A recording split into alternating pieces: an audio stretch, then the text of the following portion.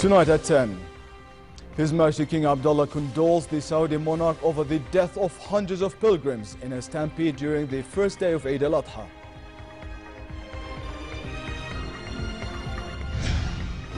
The King heads to the United Nations to address the General Assembly on Middle East issues.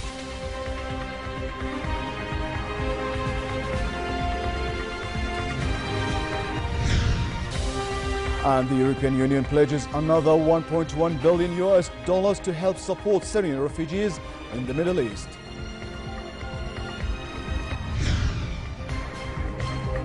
Hello and welcome. His Majesty the King sent a cable to Saudi King Salman bin Abdulaziz Al Saud offering his condolences over the death of pilgrims in a stampede during the first day of Eid al-Adha. The King expressed his heartfelt condolences to the Saudi monarch and people and wished the injured a speedy recovery.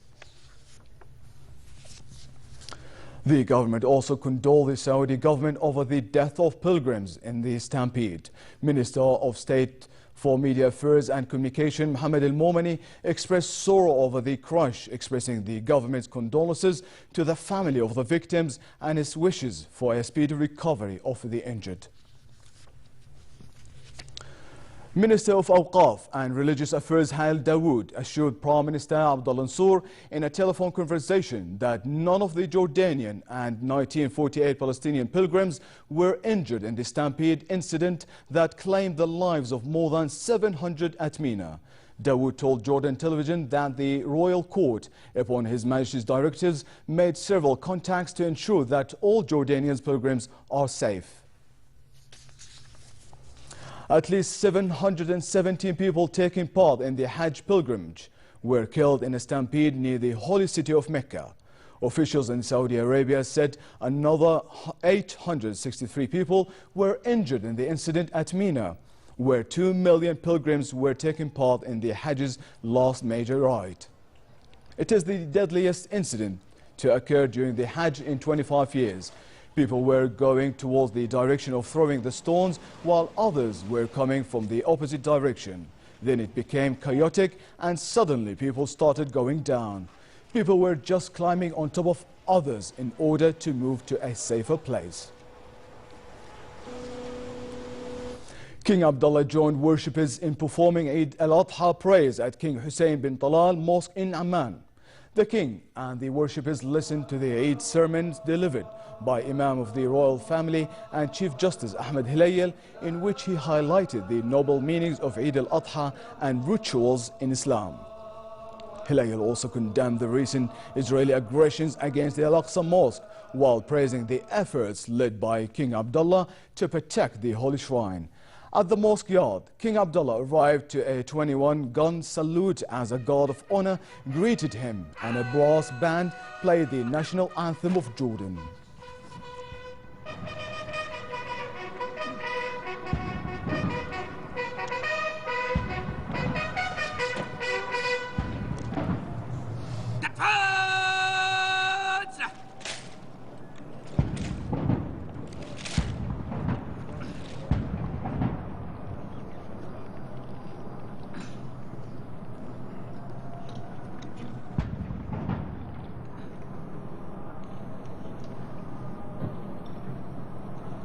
سلام جلالة الملك المعظم. سلام قف.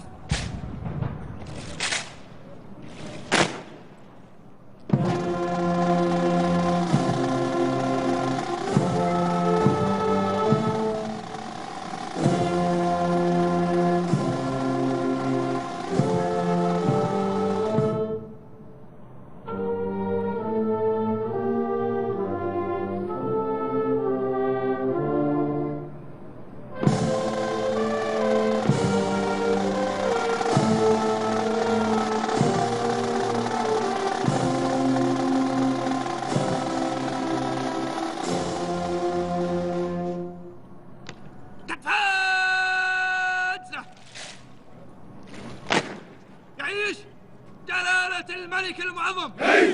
يعيش جلالة الملك المعظم. يعيش جلالة الملك المعظم. عيش.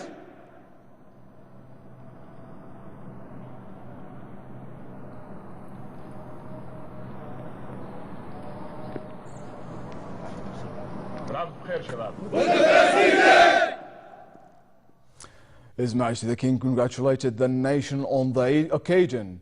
In a post on the Royal Hashemite Court's Facebook page, His Majesty wrote, wishing all Jordanians and the Arab and the Islamic world Eid Mubarak. May God Almighty bring the blessing of hope and peace to our Ummah. His Royal Highness Crown Prince Hussein also congratulated the nation on this occasion. Prince Hussein posted on his account on Instagram, I would like to wish all Jordanians and Muslims around the world Eid Adha Mubarak. His Majesty the King received telephone calls from Arab leaders on the Eid occasion. The King exchanged the Eid wishes with the Saudi monarch Salman bin Abdulaziz Al Saud, Bahraini monarch Hamad bin Isa Al Khalifa, and Emir of Qatar Sheikh Tamim bin Hamad Al Thani. His Majesty also exchanged greetings with His Highness Sheikh Mohammed bin Zayed Al Nahyan, Crown Prince of Abu Dhabi and Deputy Supreme Commander of the United Arab Emirates Armed Forces, and His Royal Highness Prince Salman bin Hamad Al Khalifa, the Crown Prince of Bahrain. King Abdullah also received congratulatory cables from the Prime Minister, Senate President, Speaker of the Lower House of Parliament, and the other top civil and military officials. His Royal Highness Crown Prince Hussein also received similar cables on this occasion. His Majesty the King spent the first morning of Eid al-Adha with cancer children who are receiving treatment at the King Hussein's Cancer Center in Amman. King Abdullah gave the children iPads in a gesture that aimed at improving their morales. He also checked on their conditions and wished them speedy recovery. His Majesty toured the facility and looked at its different sections, as well as the services being provided to the cancer patients.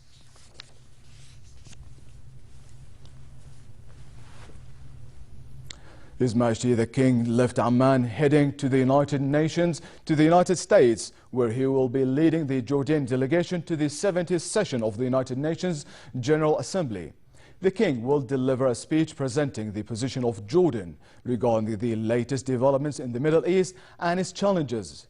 On the sidelines of this session, King Abdullah will meet with heads of state, delegations and political and economic figures taking part in the meetings. The King will also take part in the summit hosted by US President Barack Obama on efforts to fight terrorism and extremism as well as terrorist organizations.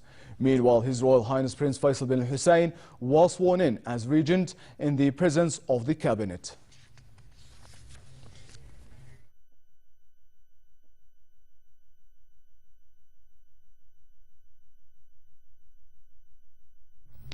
Jordan expressed a strong condemnation of the heinous terrorist bombing that targeted Muslim worshippers during Eid al-Adha prayers in Sana'a, Yemen.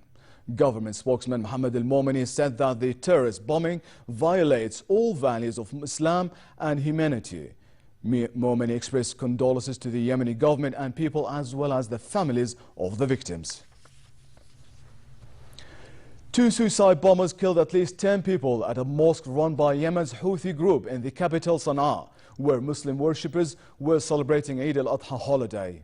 Official sources said no group immediately claimed responsibility for the attack at Al-Bayali Mosque just outside the old city. Witnesses said the first blast shocked the mosque soon after worshippers gathered for Eid prayers. A second suicide bomber detonated his explosive belt when Houthi guards tried to stop him rushing deep inside the mosque. Medics said at least 36 people were also wounded. The United States and its allies conducted 4 airstrikes in Syria, targeted tactical units, artillery and vehicles near Al-Hasaka, Al-Riqqa and Mara'. Syrian government forces meanwhile used newly arrived Russian warplanes to bombard Daesh terrorists in Raqqa and Aleppo province in an attempt to break a siege on a nearby airbase. The Syrian Observatory for Human Rights said the airstrikes were accompanied by ground attacks near the Quiris airbase in the east of Aleppo province. The observatory said the Russian jets arrived only recently in Syria but were being flown by Syrian pilots, which tracks Syria's conflict via a network of sources on the ground. Moscow's increased support also comes after advances against Assad's forces this year by insurgents, including the government's recent loss of a major air base and last bastion in the northwestern province of Idlib.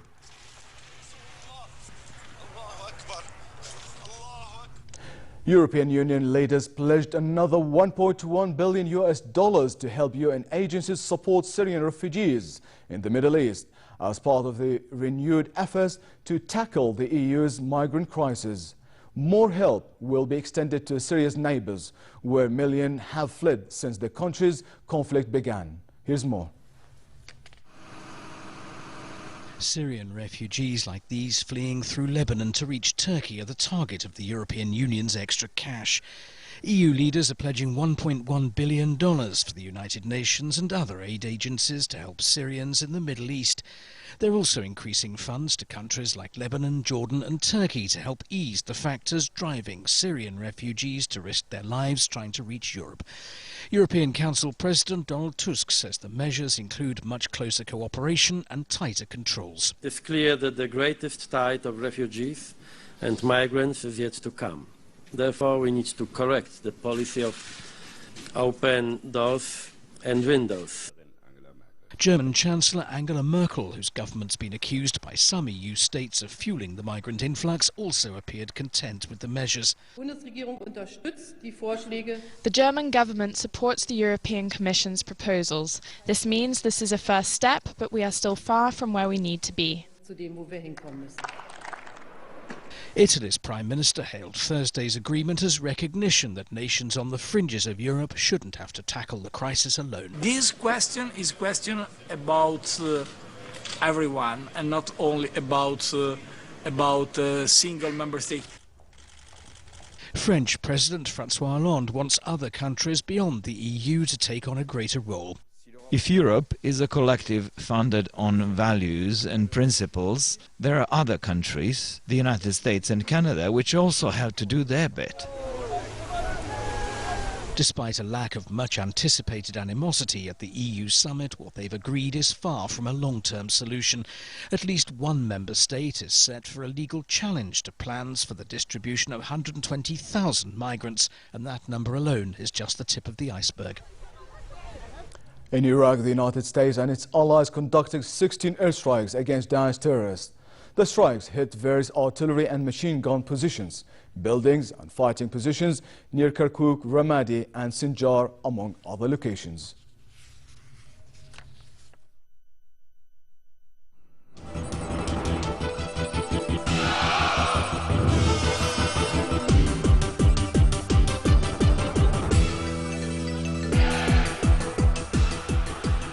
A 105-year-old Japanese man breaks his own record as the world's oldest competitive sprinter, but he says he is unhappy with his time.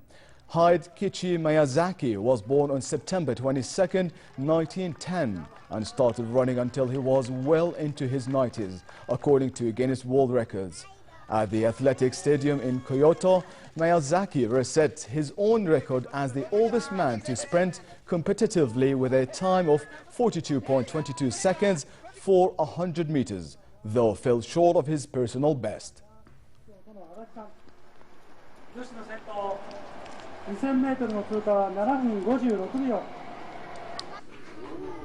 UNICEF Goodwill Ambassador Novak Djokovic visited a UNICEF-supported child-friendly space in Belgrade and met some of the refugee and migrant children who are passing through the Republic of Serbia on their way to Western Europe. Djokovic spent some time with the children and said that what they had to endure deeply upset him. He went on to call for everyone to do what they can to help deal with the ongoing crisis. Everybody to show their good heart, their goodwill. I'm sure that if all of us adults feel responsibility and actually try to do something about it, all these children will have home and all the fundamental rights. And finally, a look at the weather forecast. Pleasant conditions tonight are expected in most regions as the kingdom celebrates Eid al-Adha, while it will be relatively hot in the Bandia regions, Jordan Valley and the Gulf of Aqaba. Normal summer conditions continue in the most regions tomorrow, but it will be relatively hot in the Bandia and the Jordan Valley with northwesterly moderate winds. The Gulf of Aqaba should expect hot conditions tomorrow with northerly moderate winds and calm seas. Next are the lows and highs for tonight and tomorrow.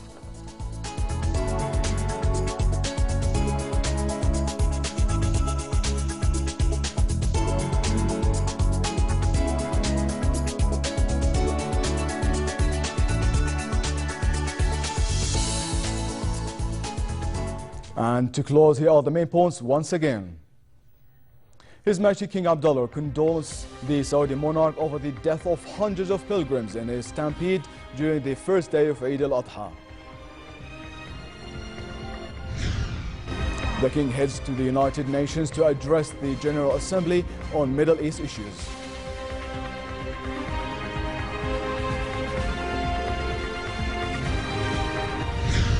And the European Union pledges another $1.1 billion to help support Syrian refugees in the Middle East.